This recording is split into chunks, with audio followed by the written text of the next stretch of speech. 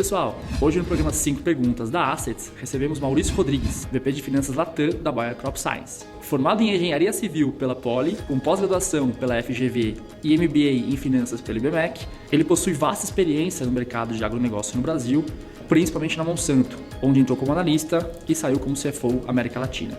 O Maurício nos conta um pouco como é trilhar a carreira em uma mesma empresa, sobre as peculiaridades do mercado de agronegócio no Brasil e a importância da inclusão e da diversidade no mundo corporativo. Espero que gostem.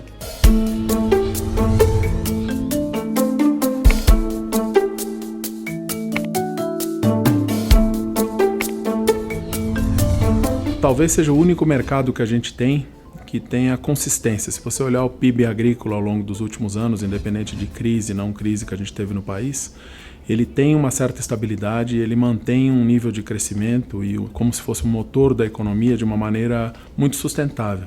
Então a gente até tem usado isso muito, tentando atrair jovens talentos, porque muitas vezes as pessoas não têm visibilidade do que representa o mercado de agronegócio, dando um pouco dessa perspectiva de que, primeiro, ele é um mercado extremamente ágil, é um mercado extremamente volátil, com um nível de competitividade muito alto, não só interna como externa, mas ao mesmo tempo em que o Brasil tem um protagonismo muito grande. Então fica muito fácil para você imaginar e projetar o que vai ser esse segmento ao longo dos anos. A tendência natural é que a gente siga crescendo, siga no mesmo ritmo de crescimento que a gente vem agora, com todas as complexidades que ele traz, mas acho que trabalha na questão da digitalização, trabalha na questão da inovação, ou seja, é um mercado antenado com o que está ocorrendo de uma maneira geral e que tem uma perspectiva de crescimento, falando especificamente do Brasil, sempre muito grande, sempre muito positiva. Se o agro não der certo, dificilmente você vai ter um PIB positivo no país, né? Falando de maneira mais abrangente da América Latina, principalmente na Argentina, você vê um crescimento muito acelerado, independente da volatilidade enorme que o país passa e da complexidade que também tem.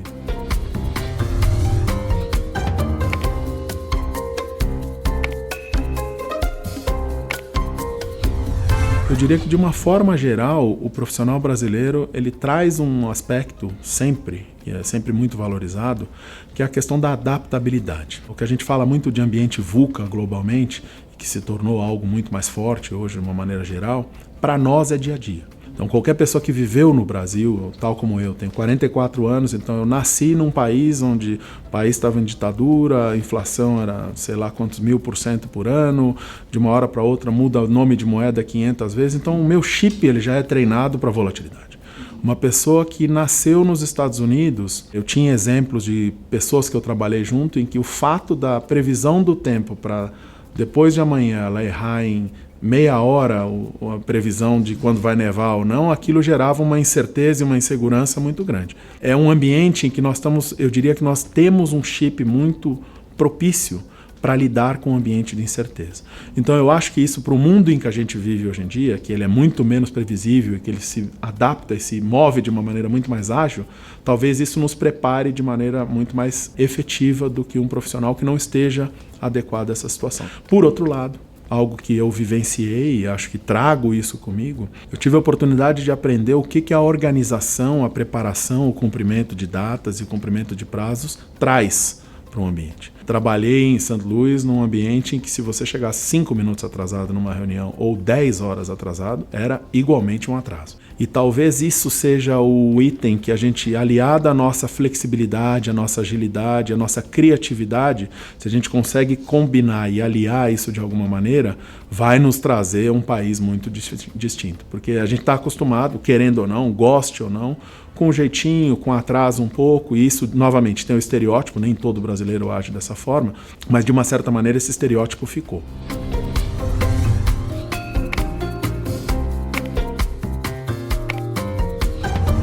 Se a pessoa estiver numa empresa única pela carreira inteira e nunca se questionou isso, talvez eu acho que exista algum tipo de problema, porque naturalmente ao longo da sua carreira você vai ter altos e baixos dentro de qualquer empresa. Talvez no meu caso específico, todas as vezes que surgiram períodos de baixa, surgiu logo em seguida uma oportunidade muito grande. Eu trabalhei 19 anos na Monsanto, vivi 4 anos fora, 2 anos e meio nos Estados Unidos, 1 ano e meio no México, tive a oportunidade de passar pelas diversas áreas de finanças, em diversos segmentos dentro da empresa, empresa. Então isso me deu a mobilidade e a sensibilidade de que eu estava sempre crescendo, independente de estar na mesma empresa ao longo de todo esse tempo. Então eu acho que a vantagem de trabalhar tanto tempo é que te propicia o histórico, te propicia o conhecimento da empresa e às vezes isso pode facilitar algumas mobilidades dentro da empresa e facilita a sua adaptação cultural. Então eu não costumo dizer que exista uma receita. Você deveria ficar numa empresa ou você deveria sair de empresa e ficar pingando de um lado para o outro, que às vezes até é positivo. Você consegue alavancar a sua carreira em mudanças de um lado para o outro.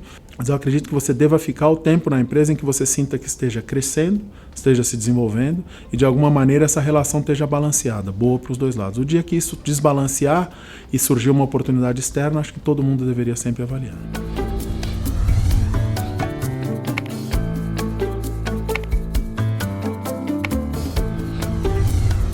Acho que o grande ponto com relação à inserção do negro nas empresas e com isso em cargos mais de liderança passa por pegar os profissionais bons que a gente já tem muito bom e conseguir inseri-los dentro das empresas, quebrar esses viés, continuar qualificando ainda mais esses negros para isso e ao mesmo tempo do outro lado assegurar que as empresas consigam ter as portas abertas para isso, ter a mentalidade de que esse é um processo que todos deveriam estar inseridos. Tal como todas as outras questões de inclusão e diversidade, esse é mais um pilar e um pilar em que a gente está muito atrás.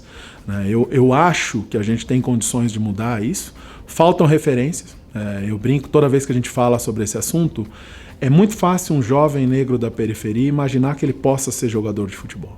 Porque se ele olhar na televisão tem 1 milhão de exemplos para ele, e se ele tiver a sorte de ter um dom suficiente para jogar futebol, ele vai ter várias referências para aquilo.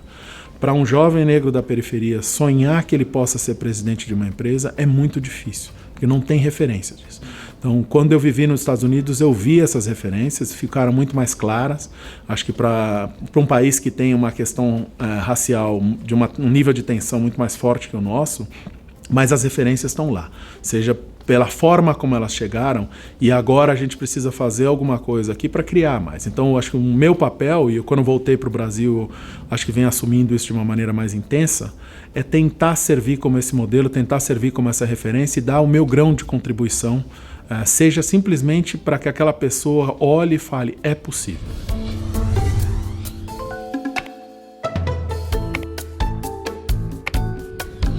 O papel principal das empresas é, primeiro, conseguir atrair esses jovens, e parte do que a gente estava falando ontem era exatamente esse trabalho de atração desses talentos. Acho que o segundo é trabalhar internamente com os gerentes, com os gestores, com os profissionais em geral. E talvez um terceiro ponto, muitas vezes você vai ter que medir esses profissionais não por ele ter feito 3, 4 pós-graduações fora, falar 4, 5 idiomas, porque muitos deles não tiveram essa oportunidade. Como que você pega a vontade da pessoa, né? Então acho que tem uma questão de processo de seleção que precisa ser adaptado, e acho que o item também muito relevante é como que você mantém esses profissionais dentro. Então existem uma série de ideias em termos de programas de mentoria e tudo mais, porque muitas dessas pessoas vão passar por altos e baixos maiores, não vão ter a referência do pai, que era presidente de empresa, do tio, que no almoço de domingo fala da empresa que ele montou e tudo mais. Essas pessoas muito provavelmente vêm de um ambiente totalmente inóspito. Então elas não têm novamente a questão da referência. Então, como dentro da empresa ela traz essa referência, dá essa estabilidade para que a pessoa possa conviver com os altos e baixos da carreira e de alguma maneira se sentir bem recebida naquele ambiente e podendo crescer, né? Então acho que tem a questão da retenção desses talentos, que tem um trabalho e tem um esforço extra que não é fácil.